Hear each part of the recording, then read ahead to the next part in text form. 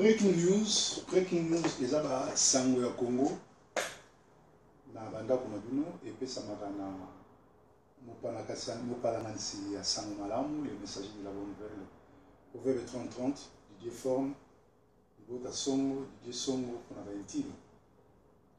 Alors vous landanga en direct ya Sentinel TV azo émettre na résidence na ya mongali na Manchester na England na UK.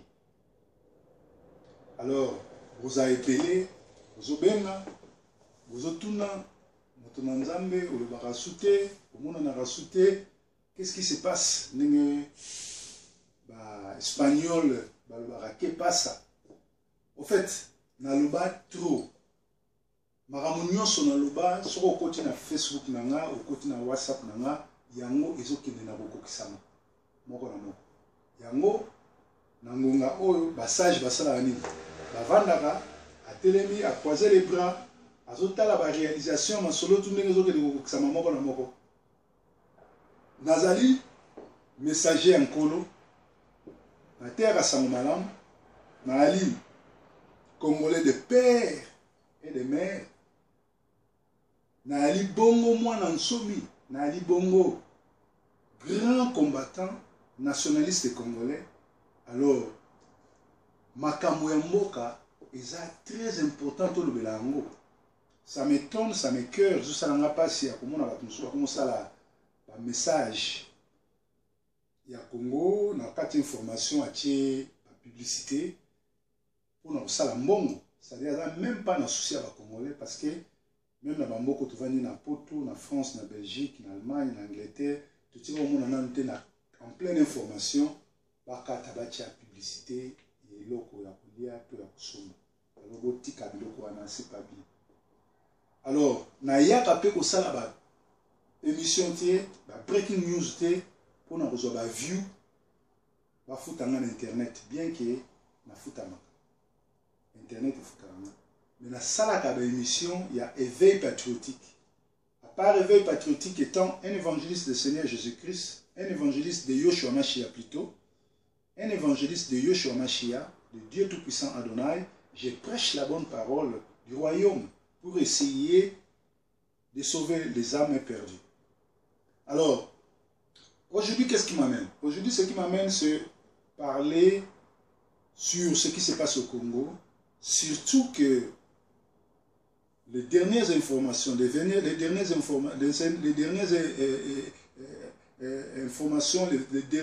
nouvelles venant du Congo ne sont pas bonnes. Et voilà pourquoi je suis monté au créneau pour essayer de parler maintenant et au président de la République, et aux combattants, et aux journalistes, et au peuple congolais.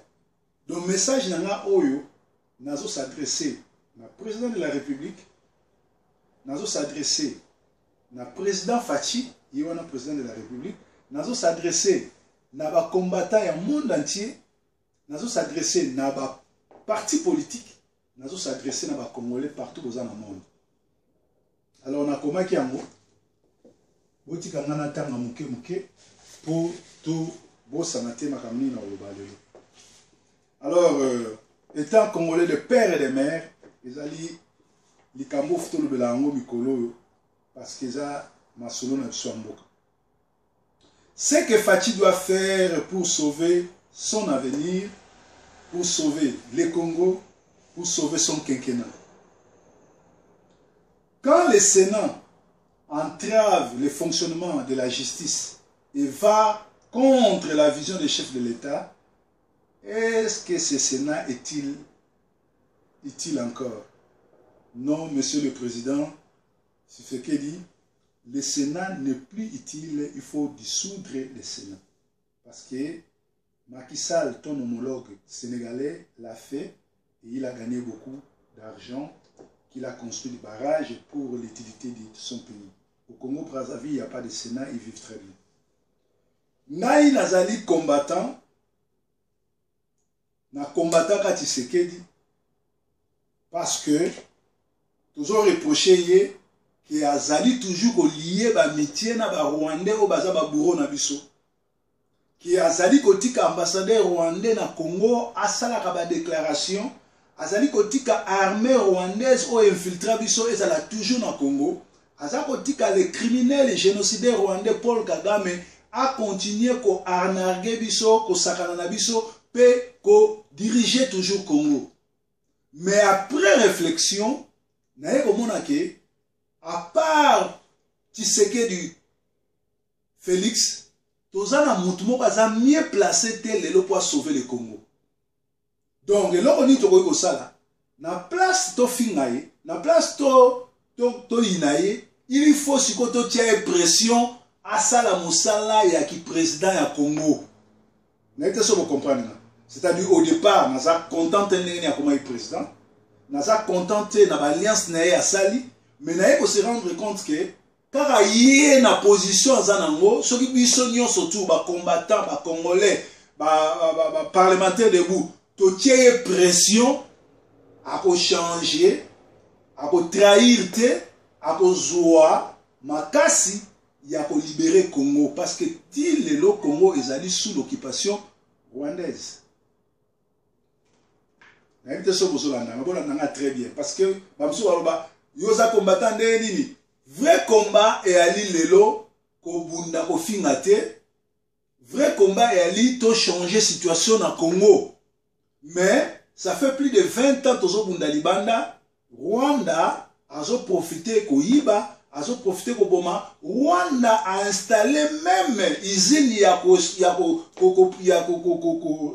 raffiner or coltan oyaza na ngote ya biso. Et tout cela s'est fait au détriment ya ba son ya ba congolais.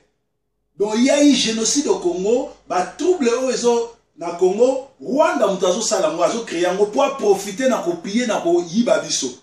Or biso tozo suka kaka na ko ganga na ko crier et loko oyo biso ko sala ko tindika président asala makambo nga na solo balelo. Soki to tindiki ya salango na ngonga wana nde to kozala bien, to kozala kitoko to kosepela na mboka na biso.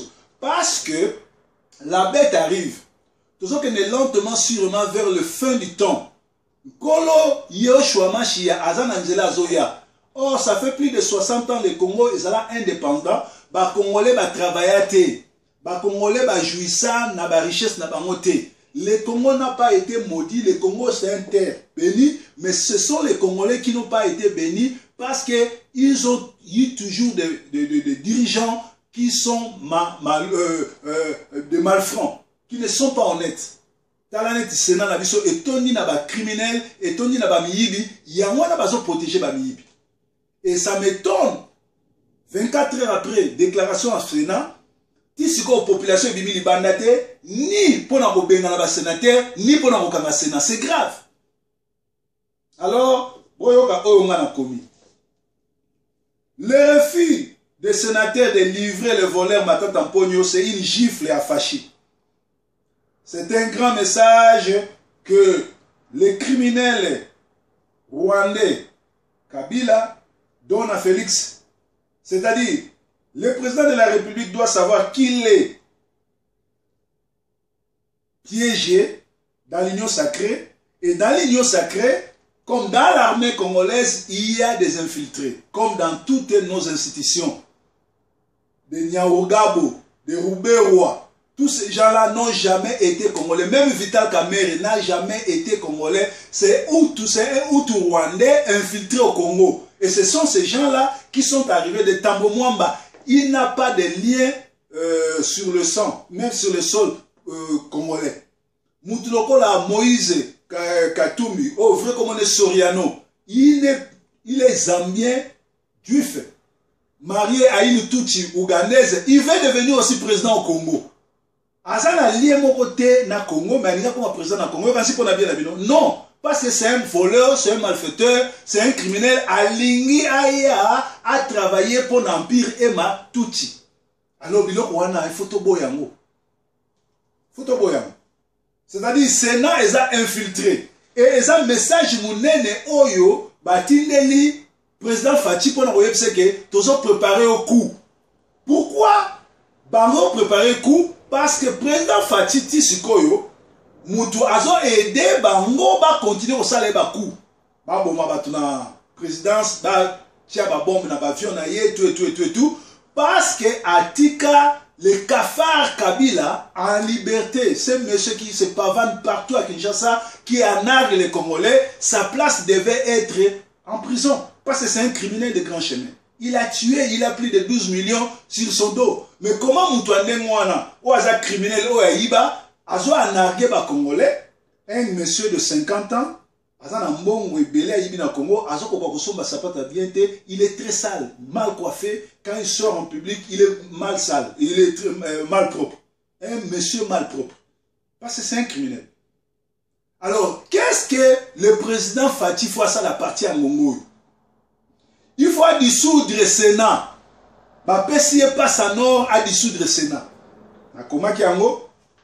Bapesi passe à nord pour dissoudre le Sénat. Félix a se boni dans un rapport mapping pour créer un tribunal sur le génocide au Congo. À la délégation, il y a des membres du gouvernement dans Makobola.